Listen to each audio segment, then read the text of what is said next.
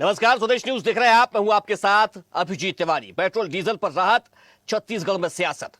देश में petrol diesel की कीमतों को लेकर केंद्र सरकार ने बड़ा फैसला लिया है। सरकार ने पेट्रोल डीजल पर एक्साइज ड्यूटी 13 रुपए से घटाकर 3 रुपए कर दी है। वहीं डीजल पर एक्साइज ड्यूटी को शून्य कर दिया गया है। बीजेपी ने इसे वैश्विक परिस्थितियों के बीच जनता को राहत देने वाला कदम बताया है।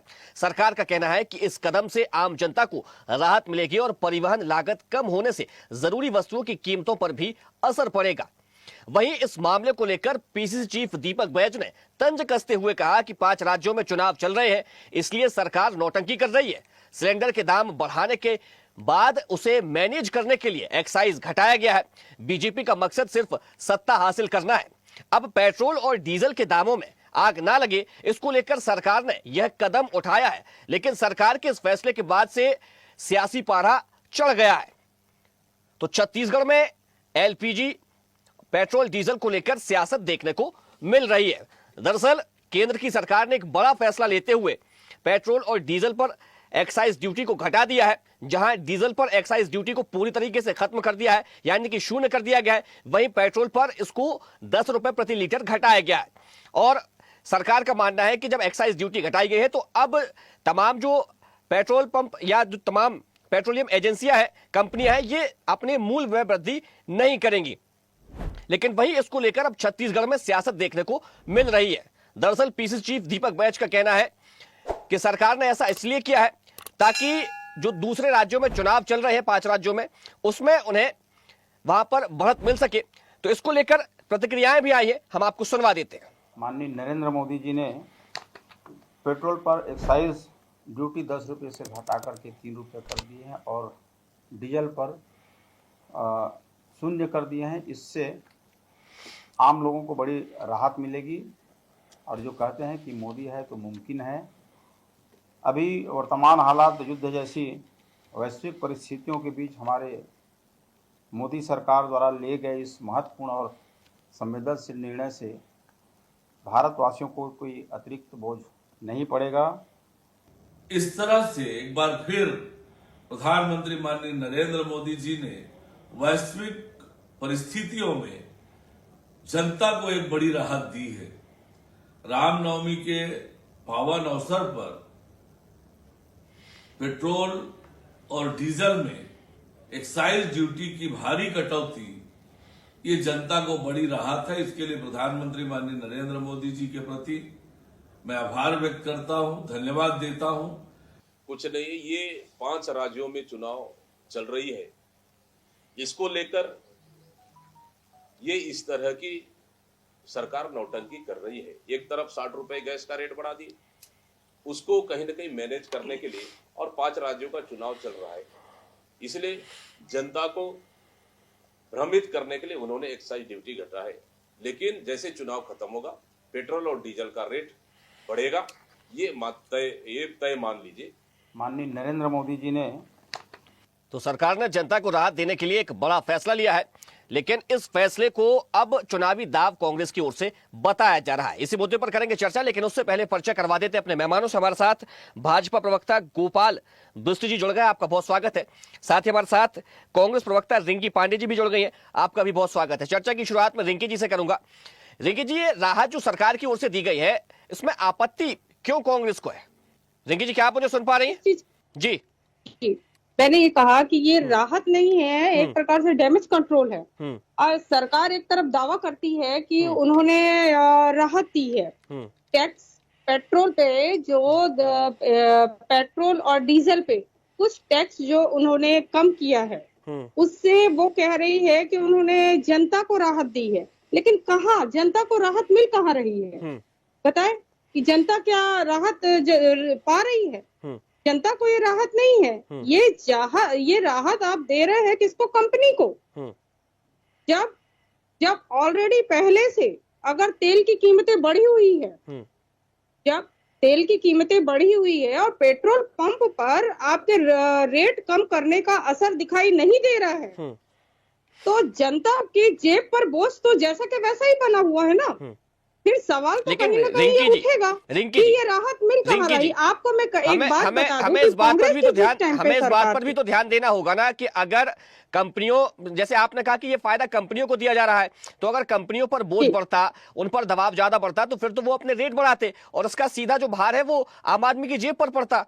तो कहीं ना कहीं ये राहत तो जनता को ही दी गई है। जनता को राहत मिल कहाँ रही है? राहत जनता को नहीं मिल रही। आपको मैं बता दूं कि देखिए, जब कांग्रेस की सरकार थी, जिस टाइम पे कांग्रेस की सरकार थी, आपको याद दिला दूं 2014 की बात, जब कांग्रेस मनमोहन सिंह की सरकार थी और हारी हुई थी, तब कच्चे तेल की कीमत का क्या रेट था? तब कच्चे अरे तेल कहा की कांग्रेस की कीमत सरकार, जो थी, कहा कच्चा तेल। अभी अभी अभी वर्तमान के हालात को देखिए, किस प्रकार से खाड़ी मैं देशों बता में रही युद्ध हूँ। छिड़ा हुआ है। पूरी दुनिया में पेट्रोल अच्छा, डीजल के दाम बढ़ आप गए हैं, एक बात एलपीजी के दाम बढ़ गए हैं। सुनिए, उसके बाद जिस प्रकार से सुनिए। भारत देश की सरकार और तमाम जो पेट्रोल कंपनियां हैं वो यहाँ पर राहत देने का काम कर रही है या स्थिर है यहाँ पर जो दाम, उसको लेकर बात करिए ना। मैं मैं आ रही हूँ, उसी पर आ रही हूँ। आप मेरी बात सुनिए। मेरा कहने का मैं 2014 में याद दिला रही, 2014 का टाइम आप याद कीजिए, जब अंतरराष्ट्रीय कीमत कच्चे तेल की क्या थी? $106.94 थी। पेट्रोल की कीमत कितनी थी? ₹71.70 और डीजल कितना था? ₹56.71। और युद्ध अभी जो चालू है, युद्ध के पहले अंतरराष्ट्रीय कीमत कितनी थी? $70 पर डॉलर और अब 93 रुपीज। पेट्रोल कितना है? 95 पर लीटर हम ले रहे हैं। हमको कितना मिलना चाहिए? 60 रुपए पर लीटर। पर क्या कितना मिल रहा है? 95। उसका कारण भी भाजपा की सरकार है, केंद्र की सरकार है। 11.5 सालों से इन्होंने कितने बार एक्साइज ड्यूटी बढ़ाया? इन्होंने 12 बार एक्साइज ड्यूटी बढ़ाया। अगर कैलकुलेट किया जाए तो प्रतिदिन अनुसार एक्साइज ड्यूटी से सरकार कितना कमा रही है? 982 करोड़। तो ये क्या राहत दे रही है? ये लॉलीपॉप दे रही है क्या? और इनके मंत्री क्या ट्वीट कर रहे हैं? झूठा, जैसा झूठ परोसने का काम ये लगातार करते हैं, उसी प्रकार से फिर से जनता के सामने झूठ परोस रहे। आप राहत की बात करते, राहत अगर आपको करना होता तो इतने बार 11.5 सालों से 12 बार एक्साइज ड्यूटी बढ़ाई नहीं होती। आपने 100 के पार लाने क्यों दिया? इतना एक्साइज ड्यूटी आपने क्यों बढ़ाया इतने बार कि 100 के पार आपको कीमत लानी पड़ी? और आज आप जनता को लॉलीपॉप दे रहे हैं। इनके मंत्री हरदीप पुरी क्या ट्वीट कर रहे हैं अपने अकाउंट से कि भारत सरकार जनता पर दबाव कम करने के लिए अपने ऊपर दबाव ले रही। अरे आप दबाव अपने ऊपर ले रहे हैं, क्या झूठ परोस रहे हैं आप अपने ऊपर दबाव नहीं ले रहे हैं। ये जनता के सामने आप झूठ बोल रहे हैं, आप लगातार झूठ बोल रहे हैं। ये जो बार बार टैक्स बढ़ा करके जो वसूली करने का काम आपने किया, तो क्यों किया? तब आपने जनता को नहीं बताया कि हम लोग ये काम कर रहे हैं।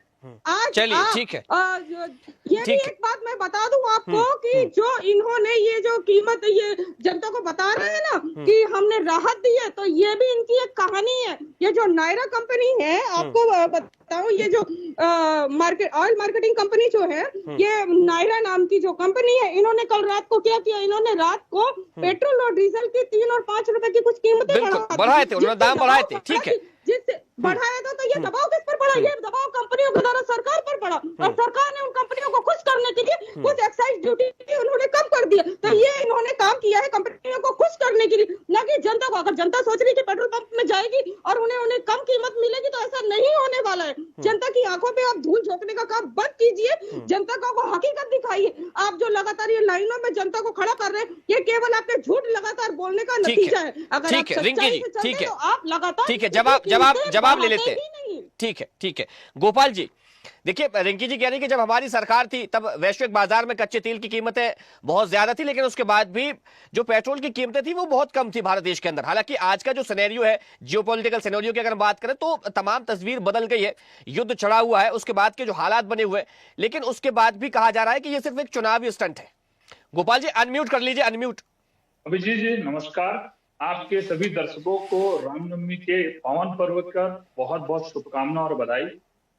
आज इस ऐतिहासिक क्षण पर देश के प्रधानमंत्री, जिसको पूरे भारतवर्ष के 140 करोड़ की जनता विश्वास के साथ बैठाई है, आज विश्वास के अनुरूप ऐसे अस्थिरता के समय में जो निर्णय आया है, उसके लिए मैं प्रधानमंत्री मोदी जी को, भारत सरकार को बहुत बहुत धन्यवाद करता हूं, आभार व्यक्त करता हूं। आज पेट्रोल और डीजल को लेकर के, जो राहत को लेकर के आज इतने महत्वपूर्ण विषय पे आप डिबेट करा रहे हैं, और हमारी साथी विपक्ष की प्रवक्ता बैरल को लेकर के, पूर्ववर्ती सरकार को लेकर के जो आंकड़े प्रस्तुत कर रही है, उस पर मैं भी कुछ बात बोलना चाहता हूँ। आप समझना, ऐसे अस्थिरता के समय में, ऐसे विषम परिस्थिति के समय में, जब पूरे पश्चिमी मिडिल ईस्ट में इतना विवाद और गहमागहमी की स्थिति बनी हुई है, ऐसे विवाद और युद्ध के समय में सरकार का इतना बड़ा निर्णय लेना, क्या आपको नहीं लगता कि ये आपके जेब में राहत है? क्या ये इनको नहीं लगता कि इनके जेब में राहत है? ऐसे विषम परिस्थितियों में भारत सरकार अपने खजाने का नुकसान करके 10 रुपए जैसी महत्वपूर्ण राहत देना, मैं तो समझता हूं कि खुले दिल से, हृदय से विपक्ष के लोगों का भी इसका हृदय से अभिनंदन, स्वागत करना चाहिए, धन्यवाद करना चाहिए। जनता की आंखों में, ठीक है रिंकी जी, ठीक है, उसके मुकाबले मैं आऊंगा आपके पास। रिंकी जी, मैं आपके पास आऊंगा, आप बात रखिएगा अपनी। ठीक है, अच्छा गोपाल जी, देखिए रिंकी जी ने एक और बात कही थी, उन्होंने कहा कि इससे तो भाई कंपनियों का जो है वो उनको लाभ मिल रहा है, जनता को कहाँ राहत है इससे? नहीं, घरेलू कीमतों को स्थिर रखने के लिए निर्णय लिया गया है। आज वर्तमान में जो परिवहन करने से जो टैक्सेस लायबिलिटी बढ़ रही है, और जो आज उत्पादन को लेकर के जो गहमागहमी बनी हुई है, जो विपक्ष भ्रामक चीजें प्रस्तुत कर रहा है, उसको लेकर के सरकार ने निर्णय लिया है। आज हमारे यहाँ तेल की आपूर्ति को लेकर के किसी प्रकार का कोई संशय नहीं है। चीजें प्रस्तुत नहीं कर रहा है, प्रधानमंत्री जी बोल रहे हैं, जनता को अवगत कराने का कार्य करता है। भारत सरकार की सेक्रेटरी, पेट्रोलियम मंत्री बोल रही है कि हमारे पास पर्याप्त आपूर्ति है 65 दिनों तक, किसी प्रकार अच्छा की गोपाल जी, दिक्कत नहीं है। अभी हमने दीपक बैच की एक बाइट सुनवाई अपने दर्शकों को, आपने भी उसको सुना होगा। ठीक है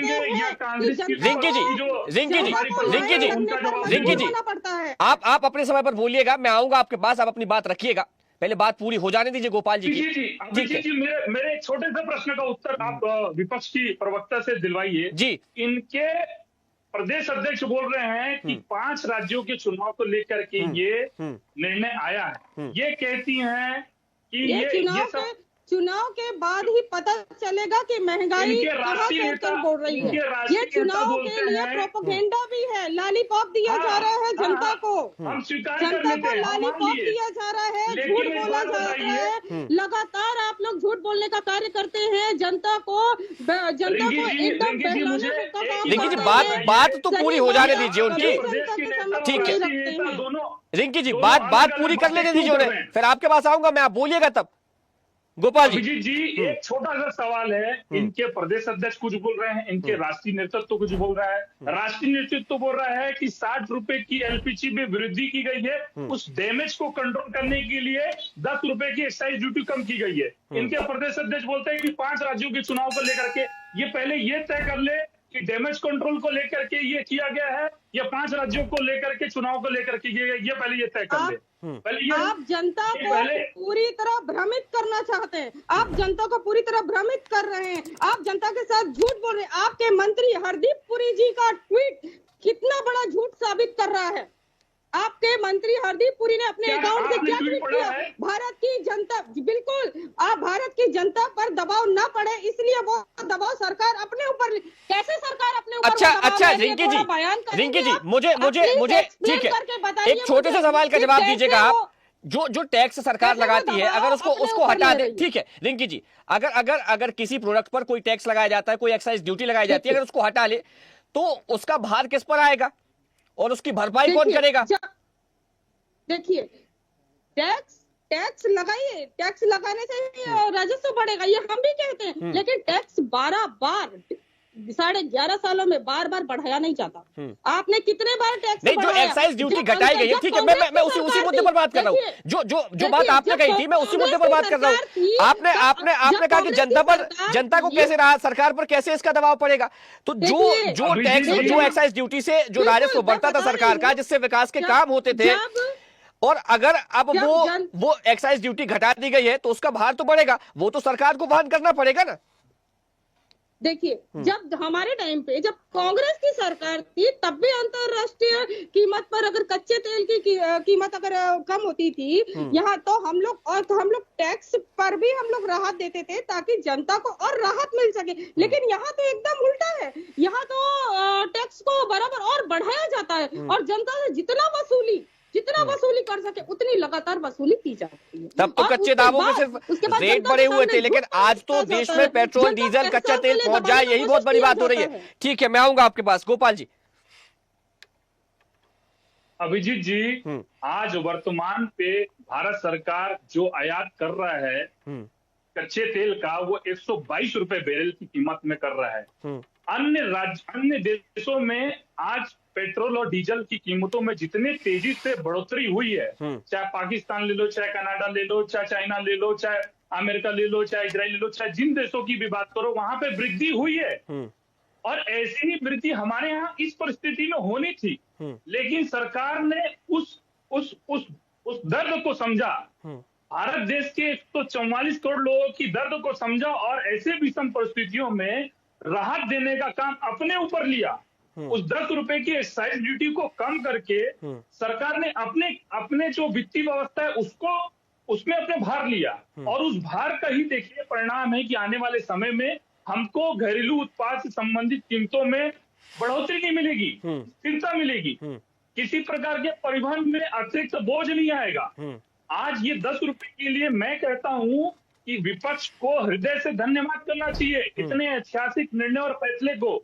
जब अन्य पूरे मिडिल ईस्ट के जितने भी देश हैं जल रहे हैं, युद्ध की ऐसी स्थिति बनी हुई है, और विपक्ष आज के तारीख में जिस तरीके का भ्रांतियां फैला रहा है, मेरा इनसे एक ही आग्रह है कि ये प्रतिदिन पेट्रोलियम मंत्रालय के सेक्रेटरी प्रतिदिन प्रेस वार्ता ले रही है और वर्तमान में भारत को अवगत करा रही है कि क्या स्थिति है अभी देश में। किसी को चिंता करने की जरूरत गोपाल नहीं जी, है। नायरा कंपनी ने जो दाम बढ़ाए थे, क्या वो घट जाएंगे? नायरा कंपनी ने अपनी व्यवस्थाओं को, अपनी संरचनाओं को मेंटेनेंस करने के लिए 25 से 30 दिन का अतिरिक्त समय मांग किया था। उस मांग को सरकार ने खारिज कर दिया। रेट की किसी प्रकार की वृद्धि या इजाफा करने का कोई प्रावधान और कोई ऐसा जो मैसेज चलाया गया है वो बिल्कुल भी नहीं होगा। ये मैं आपको विश्वास से कह सकता हूं, आप एकदम दावे से इस बात को नोट कर लें। चलिए ठीक है, रिंकी जी, अब क्या कहेंगे आप?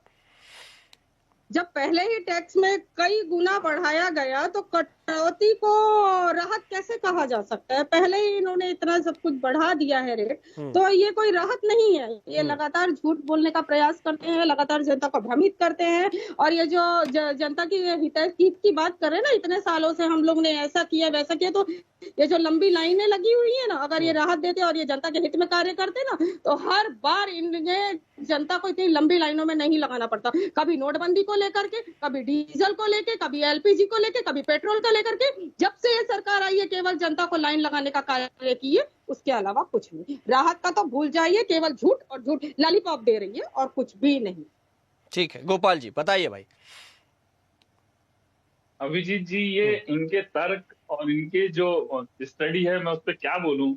ऐसे विषम परिस्थितियों में भारत सरकार ने इतने ऐतिहासिक फैसले किए, इतने ऐतिहासिक निर्णय किया है, इस निर्णय का स्वागत और अभिनंदन करना चाहिए। मैं सिर्फ सद्बुद्धि के लिए बोलूंगा कि ईश्वर इनको सद्बुद्धि दे।